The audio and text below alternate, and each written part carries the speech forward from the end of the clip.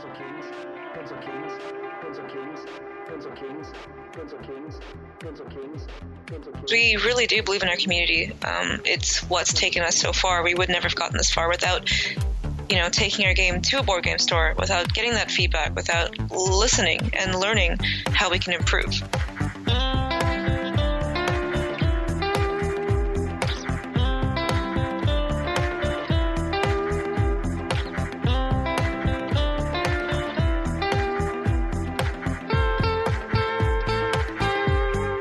Today we're going to be talking with Karina Kalm, who's coming out with a new game called Iron Tides. To start off, Karina, could you give us a 1-minute overview of who you are and what Iron Tides is about and what you guys are doing with the project? Sure. Hi. Thanks for having me on the show.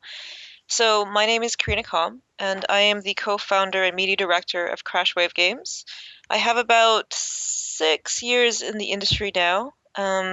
And we've created this game called the Iron Tides, which is a Viking-themed survival strategy game. We place the player in command of a loot-hungry crew, and essentially you take the role of a Viking chieftain preparing your crew for raid. Awesome. And when you say the industry, you mean the games industry, right? Yes, I should have been very specific with that. I have 6 years of game industry experience. I always love that when I talk to people in other industries and I'm in the industry. I'm like, what industry is that? Well, I'm in the oil industry. Didn't you know? And it's like we all call it the industry, but there is only really one industry as far as I'm concerned, which is the games industry. I love the games industry. So tell us a little bit about your 6 years of experience that led up to where you're at right now. Yeah, sure. So, it started out quite slow. I come from Vancouver, and the industry here is currently thriving. It's such a beautiful industry, such a beautiful place to be in.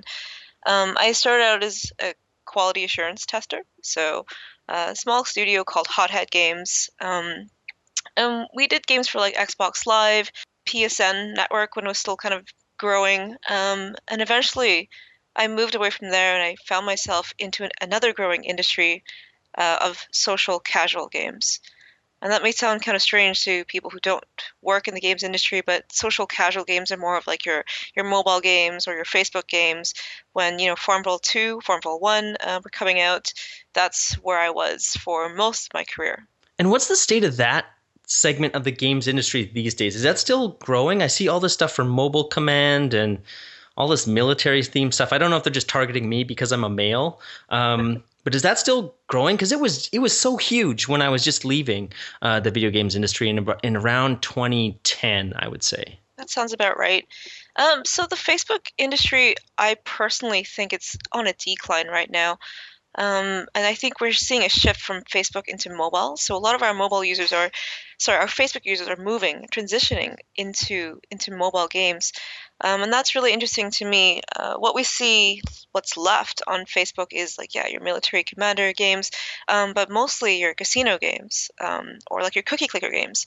So things that have less substance, and this is just my opinion, less substance, and are more to do with the fact that you are on Facebook, the fact that you have a couple minutes to drop into your farm or your military base, or you have a couple minutes to just push a spin button and you get your reward and you move on from there. Gotcha. That makes sense. So you're in the social casual space for a little while, and then what was the next step after that? Well, I'm a hardcore gamer, and to me that means spending more than 5 to 10 minutes playing a game. So social casual wasn't the right fit for me, and I had to make a change. So what we did was move right into the PC market, and we made our game, the Iron Tides. It's still in development right now, but we were greenlit for Steam, which is the largest online distributor, last year, and now we are just halfway in development and we're ready to launch sometime next year in 2017. So how did you get started with the Iron Tides? Was it an idea that you guys have had for a long time? I'm really curious about how these independent projects come together. It's been a long time since I've been involved in the indie scene, and when I started, there was a video game contest called the Make Something Unreal contest, and I saw all the people who had applied to it, and I saw what the projects were, and then I just applied to join a team as a vehicle modeler and texture artist. But for your project, how did you guys get started? It's a really interesting story, to be honest. So my co-founder and business partner, Sam Rasky, he and I had previously worked at an independent studio working on a social casual game, but we both left feeling a bit exhausted from that type of industry. And so he and I banded together and we decided that we were going to make a game. We didn't really have a clear idea, but Sam is quite gifted in many aspects of game development. He can program, he can make art, and he can design as well. So he's really a one-stop shop here.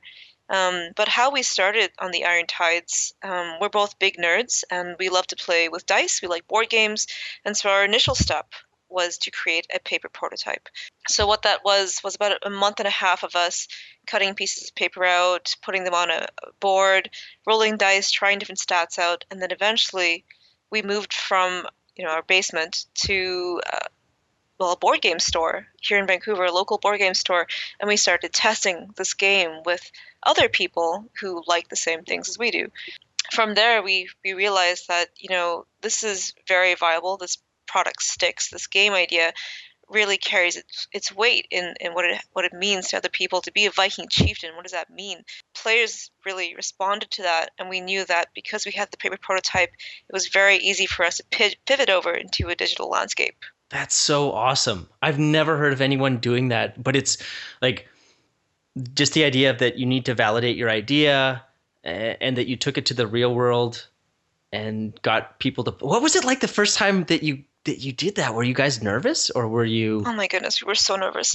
Well, I went to a Halloween store because we just started last year in August 2015. Yes. And I bought this axe, this prop axe, and I took this with us, and I still do, to the event, the board game store, and I just coerced. I encouraged players to sit down and test the game, and it's a very friendly environment. I mean, of course, I had some disagreements with the players who did sit down. They didn't like some of our ideas, and we didn't like some of their ideas, and there were some ideas they really loved. So that gave us the confidence to really pursue it forward. And Sam and I come from this background of, fail faster. So just get something and put it out there as soon as you can. And we just kept growing from there.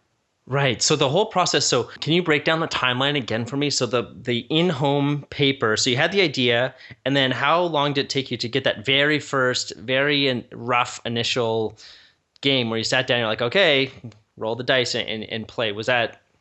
Oh, what was that like? It was interesting. So I think Sam and I got together around July, and then around August, September, we had our first paper prototype, and we were demoing it at different places. When we felt confident, Sam quickly moved into Unity, which is an engine that is pretty easy to pick up and use. Having no knowledge of using it before, Sam just kind of did it. And then we had our first digital prototype by, I think, October. And so in the 30 days of October, we launched a green light campaign onto Steam. So the community votes what games come onto this distributor. And by, I think, October 31st or near the beginning of early November, we were approved for the Steam platform, and we just kept going from there. And it's been a wild ride, to be very honest with you. We went through many different processes to get to the point where we are today. So, for example, we took our product earlier this year to a collective called the Square Enix Collective, who are primarily known for their work with Final Fantasy, Tomb Raider, etc., etc. But the collective works a little bit differently, and what we did was submit a campaign to them, and we said, look at our game, see how far we've come, we've been greenlit for Steam, this is our idea, here are some screenshots, here's a gameplay trailer. And we had the community vote on whether they liked this game or not. We received a pretty high score, and that gave us the confidence again to keep pushing forward. And eventually, we were nominated for a prize, an indie prize, down in San Francisco. We traveled there. And that was a lot of fun. We were critiqued by a couple sites. We were called Demo Done Right by some crowdfunding magazines. And then this year, about about a week and a half ago, I've aged during this process. About a week and a half ago, we launched into Kickstarter, and that's our timeline.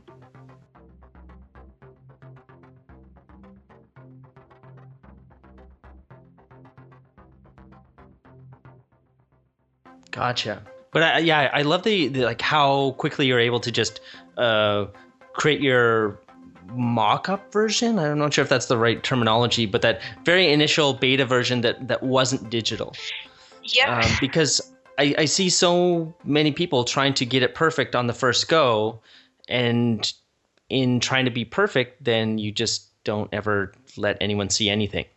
That can happen to a lot of people, and it is honestly, it's so nerve-wracking to put your work up in front of anyone and be critiqued or knowing that someone doesn't like your game or all the effort you put in there. But we are a small team, and we could not afford to go through a pre-production cycle, which typically in a AAA industry like enterprise industry like EA or Ubisoft, it might take up to 6 months to do. It might take up to 6 to 8 months to get through just the planning phase. And since we didn't have that, and we knew we could move quickly as a two-person team, the easiest way for us to do that was to do on paper and just go for it, roll with it, adjust, tweak as we go, just keep going, don't stop. And what are you finding that people really gravitate to or that they really love about your game? Right now, we get compared to Final Fantasy Tactics quite a lot. Battle Chess is another one that we get compared to, and Fire Emblem. And these are turn-based strategy games that have some spatial awareness. So there is a grid that you can play on and we have something very similar in our game, except the concept is around Vikings. So you place your Vikings onto this grid, which is very small right now. And what we've done is we've made it very accessible. So players who don't normally like turn-based strategy games or strategy games at all find the game is very easy to get into because, again, the grid is it's small. It's meant to be very compact. And the controls are very easy to use. And I think just the whole concept of you have this character who can throw an axe, he can block an attack, he can yell war cry, he can attack from different angles of an enemy, from their side, from behind, land a critical hit. This is what I think our players like the most. That makes a lot of sense to me. That I don't know what it was, but in my mind, I can think of trying to play XCOM, and a lot of my friends were really excited about the new XCOM that came out, and I tried playing it, and I just felt like it was too complex for me. But somehow going simpler feels like the right way to go. I think so too. I like games like XCOM as well, but really I want to invest about 45 minutes into a game and then play that game several times after. So like a game of chess, really. I mean, like you play for your hour and the experience is done, and then you can come back and pick it up later. I think for me, introducing myself as a hardcore gamer, I understand that if I sit down to play a game, I probably won't leave for about 8 hours, and I don't want that to be my life. So we designed the Iron Tides with that player in mind, with the idea that I could jump in, do a quick skirmish, do a quick battle, get my tactics on, if you will, and then leave, go make lunch, come back later, and continue my campaign. Okay, so I want to go back to where we started, and you introduced yourself as was it the media manager? Yeah, the media director. Media director. What does a media director do? There's all kinds of jobs in games. So many people say, I want to get into video games, and I think they either need to be a programmer or an artist. Mm-hmm. Nobody ever even thinks like, oh, I could be a musician or a writer. Like those things are almost not even mentioned. Mm-hmm. But I think there's only these two roles, but there's so many roles in a video game company of any size. And I think it's really cool to introduce people to this idea that it's not so singularly focused on just programming or just art, and that you can still be part of the game and have a massive impact on it. And there's all these different avenues that's not just art, programming and art. And even within those tracks, there's several different specialities that you can go into. So could you tell us a little bit about what you do as the media director? Yeah, absolutely. So Sam and I are just a two-person team. So as Sam is mostly in charge of production, I realized that my role professionally, I am a game designer, an analyst.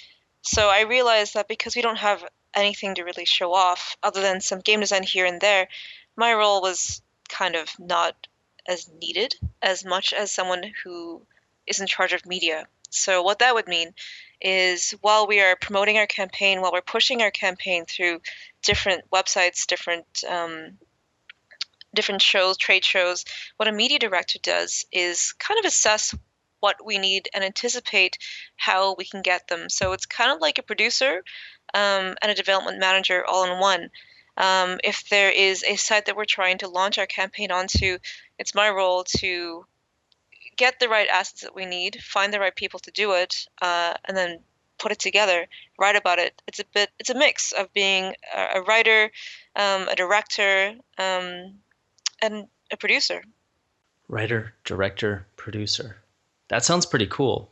And the cool thing that I think about working on independent or smaller projects is that you get a chance to try your hand at so many different roles at the same time, just out of necessity. Mm-hmm.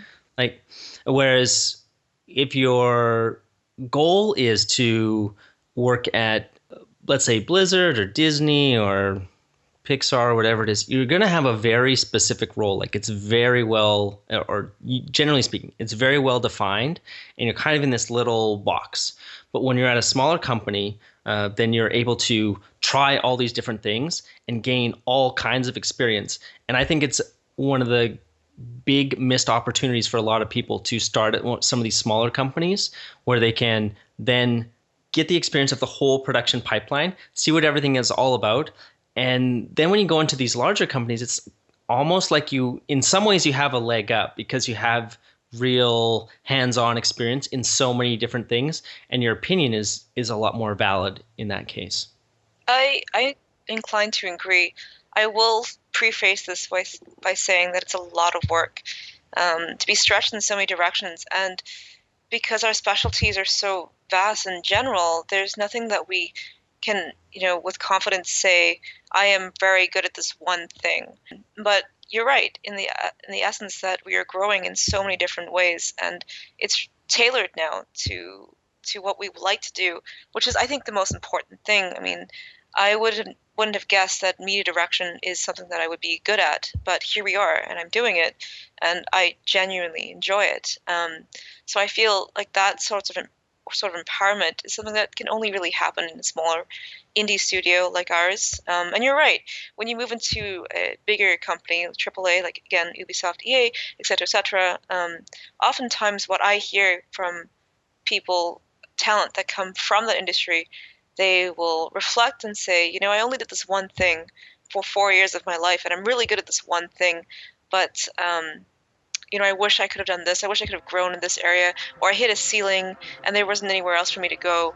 And I think AAA, they're trying to react to that, but it can be very congested in the way their systems are set up. Oh yeah, totally.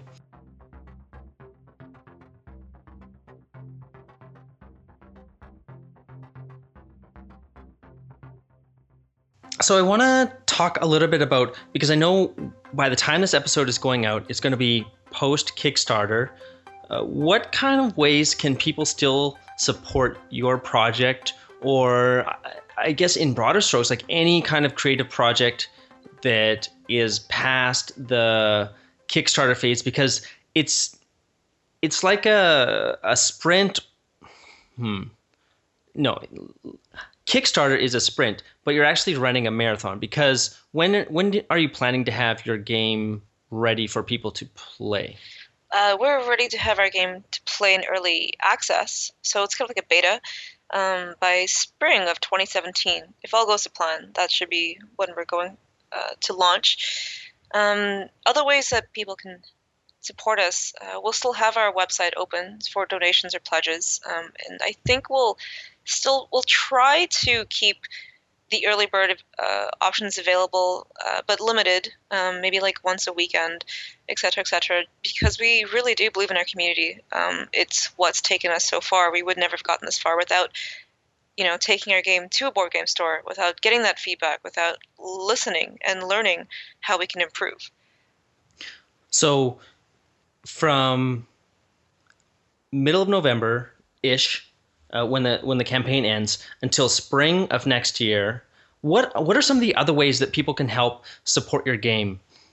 because what I feel, having tried to create two of my own games and failed at it, because we had semi-functional demos that we could play, but we never released them to anybody except for our internal team.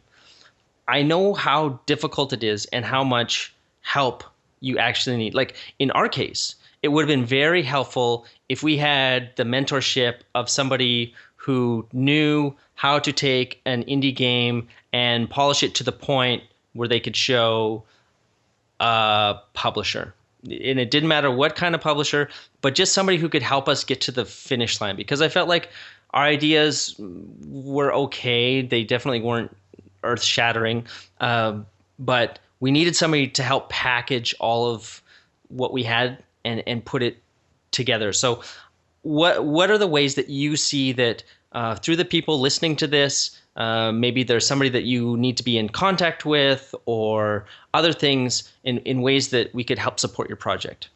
If you like playing video games, and if you're a streamer, it would really help if you did a round of playtesting for us so we could watch to see what's making sense and what we need to change.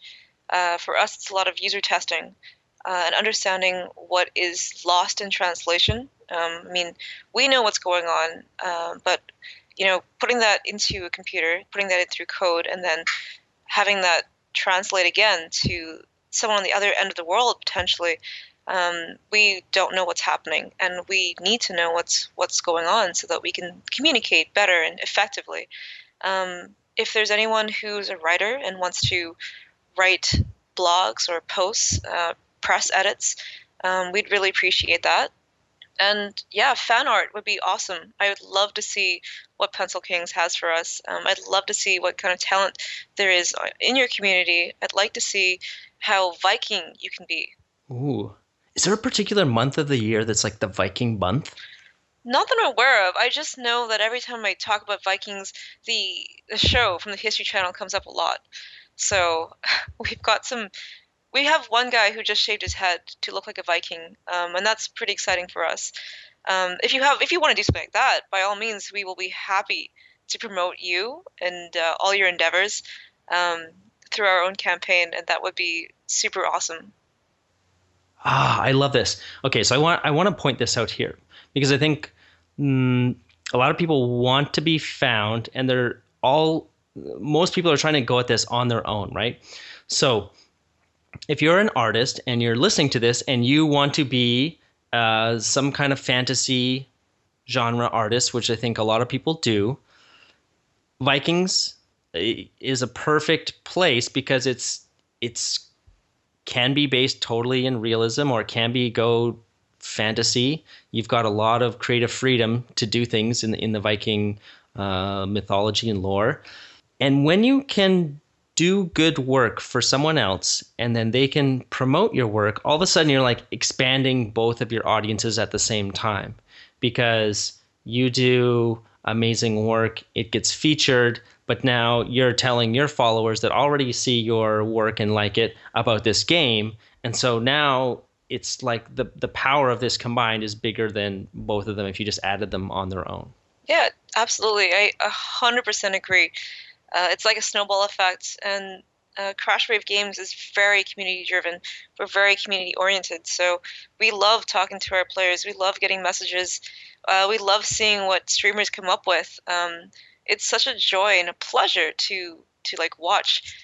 And if you are a streamer, I just want to point out that right now, during our campaign, we are effectively rating different venues in Vancouver. So we've been to 3 venues right now. We take our prop acts with us still, the iconic acts, and we basically take our game, the demo, to different places and get people to continue playtest our game. And the last company that we playtested with, we had a streamer up on the TV in the background, and he was in a full Thor getup with a hammer and everything, and wearing sunglasses and a Viking hat. And that I can't describe what that feels like to anyone. I wish I could, but it's such a proud moment to know that we have playtesters trying our game, demoing our game, and we also have a streamer in the background who can play for other people who can't see what's going on, and get that hype going, get that community feeling hyped up and excited to try the Iron Tides. Yeah, the community really is what it's all about. And there's all of a sudden so many doors get opened when you break outside of, just your limited internet connection or staying in your bedroom or whatever it is and start reaching out to people. So I don't know if anybody is out there who's thinking about doing fan art or thinking about doing fantasy art, but this could be an avenue for you to go down. And if you're serious about it, I mean, go for it. These are the kind of opportunities that are just waiting for anyone all over the place. I've seen so many examples of when fan art has gone to a larger scale, but it has to be very well done or kind of done in a unique way. I feel like there's, and sometimes it can be hard to figure out what that is, but give it your best shot, and nothing bad will come from doing things like this. I remember, I'm just going to tell a quick little story here. I remember there was a video game league when I was in high school. It was called the Grand Council. And so I think I was about 14. And in the world of MechWarrior, there is the clans and the inner sphere. And so the inner sphere is kind of like the Earth based forces, and the clans were the scientist, and he was fed up with Earth, so he flew away and nobody saw him for centuries or whatever. And so then he built up his whole other society out in space, and those were the clans, and they were very much like a rule-based society. And then they came back to the inner sphere, and then they had this battle. So we thought that it would be really cool, since there's all these tabletop games and all this information, that would be really cool if the clans could fight each other and take over planets, just like what happens in the books. So my friend and I, we designed all these maps, and I think in those days we may have only had MS Paint or like Photoshop 3 maybe. But anyway, we spent all this time. We probably spent over 100 hours designing all the rules, everything, how everything would work on paper, and then we had written documentation, and we had all the maps done, and how all the websites would look, everything. And then we presented it to this gaming league, and we said, hey, here's what we want to do. And they said, no way. And why they said no way was that because our system, we were kids. We were literally like 13 and 14. And it looked pretty awesome, but it wasn't that it looked bad or anything like that, because it looked good, and it wasn't that it was a bad idea, because it was a good idea. The problem was that it was all going to be human automated, and or basically meaning that humans would have to tally the scores from every single match and enter those into the database, and then so that the database could get updated. Because we didn't realize as kids, we weren't programmers, the internet was a whole new thing, and we didn't realize how difficult it would be to actually do something like this. And, just as kids, you have these crazy ideas, and we said, we don't care. We can sit at our computers and tally scores all day. We just wanted to create something cool. And they still said, no, unless it can be automated, we won't be able to do it. But, fast forward a few years later, they liked the idea, and I kept in touch with those guys, and I eventually was able to become the art director of that gaming league. And then that was kind of like one toe in the water in the video game industry, and that sort of like led to other doors opening in other places, and that snowball just continues to build. So even if you were to create fan art for Iron Tides and it didn't make the cut, it's not like, or fan art for anything and you got rejected, it's not that you've wasted really any time.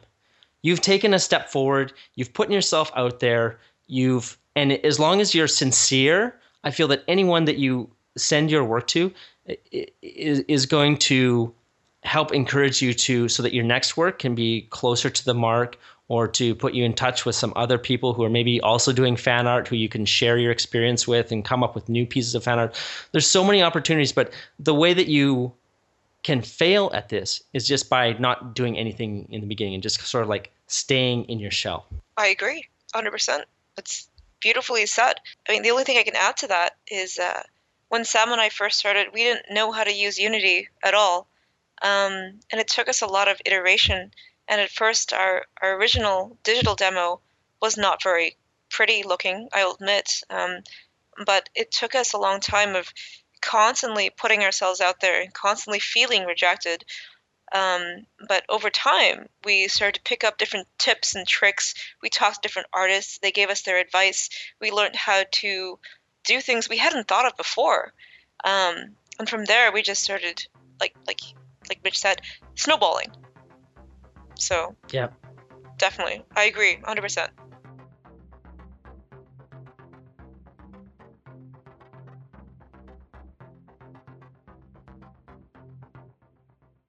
So, okay, let's just be honest. How bad did it look in the beginning? Because I feel like some people don't realize how bad some of the stuff is, and they're like treating everything too precious. It's like I don't know if this is true or not, but I feel like one of the rules of Facebook is like break something.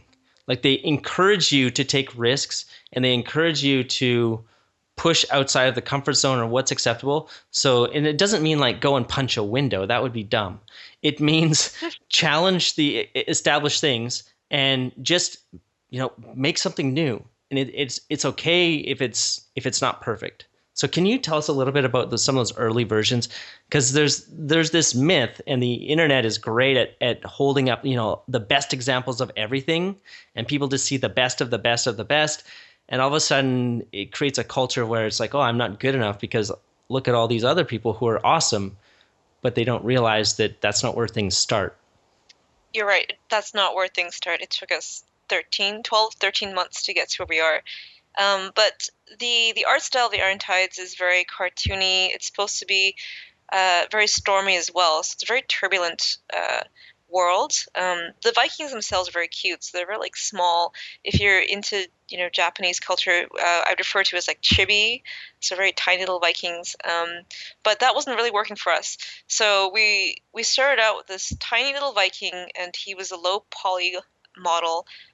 His texturing wasn't very good, and the lighting was not very good at all. We had him on this tiny bridge, and he was moving, and he was hitting things, and he was pushing dead bodies off the bridge, and that like tickled us. That made us so happy to see. But over time, as we started to grow, we started to feel that we were outgrowing the style, and eventually we had to update the art to include like a nice big beard, to include like better textures, to include a shield even. And then we started playing with lighting just to get that stormy effect. And then we started adding particle effects like rain. So in the beginning, it was just a very flat surface. The lighting was very poor, so it still looked very flat, even though it was 3D. And the Viking was, again, very low poly, small-ish. The camera angle wasn't quite as great as we'd like it to be. And I mean, it's different now. It's grown. It's still the same game. Obviously, you can see it's grown, but it's more like a before and after kind of thing. Like we went on like a diet or something, or we went to the gym and got super ripped. I love that. And what's really cool is I love looking at those iterations when you can go back, as long as you keep the history.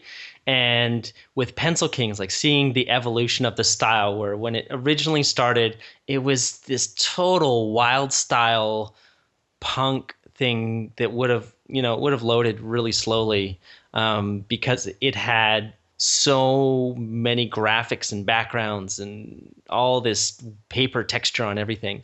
And over time, it's like changed and matured. And I don't know if the site actually loads any faster now because it gets more sophisticated and there's a lot of technology behind things that is running in the background. But yeah, it's just like, it just gets, the more that you work on it, the closer it gets to your vision. And it's one of those things that's like, I feel like it can, at some point you have to call it done. But if we could live forever, there's a lot of these projects that I feel like you would just, be like, well, I live forever, so this is what I want to do. I'm just going to keep evolving this. It's never really done. Yeah, and you mentioned mentorship earlier on in the conversation, and I have to say we've been so fortunate to live in Vancouver and to have access to so many different mentors here in Vancouver. And one of my very special mentors of mine, he said to me that if you ever feel like what you have is done or you've got nothing to learn, then you should move on to a different industry or you should move on to something else, because that is not true. That is simply not true. You will always have room for improvement. You will always have room to grow. Definitely. All right. So, Karina, where can people go to find your game, knowing that we're now past the Kickstarter point? So you mentioned on Steam, but how do you, like, where in Steam specifically? I really don't like Steam's interface. I find it very confusing myself. But if you could just walk us through where to find you on Steam and where to find you on the web, and then I think we're done. Sure. The easiest way to find us would be through our website. So that is www.irontides.com. I remember it by thinking, iron, steel, weaponry, and tides, like the sea. So Iron Tides. The second easiest way would just be through a Google search. By the time that this airs, I'm certain that the Iron Tides will have hopefully some more press. You'll be able to find us through there. And if you are on Steam and you're hearing this, by the time we've launched the early access, there's a search option in your Steam account. When you're searching through your library or different games, we'll be under the indie section under strategy or survival. You can just type in Iron Tides and you'll find us there. Perfect. And as usual, you'll be able to go to pencilkings.com/podcast and get all the links there. Thank you so much, Karina. I'm excited for your game and to see where it goes. And I don't know, I'm sure I'll be back in Vancouver someday and hopefully can come visit you guys in your game studio. Oh, absolutely. We'd love to have you. Scope demands patience, skill, years of practice. You talk like a fool. I would trade a century of practice for an ounce of inspiration.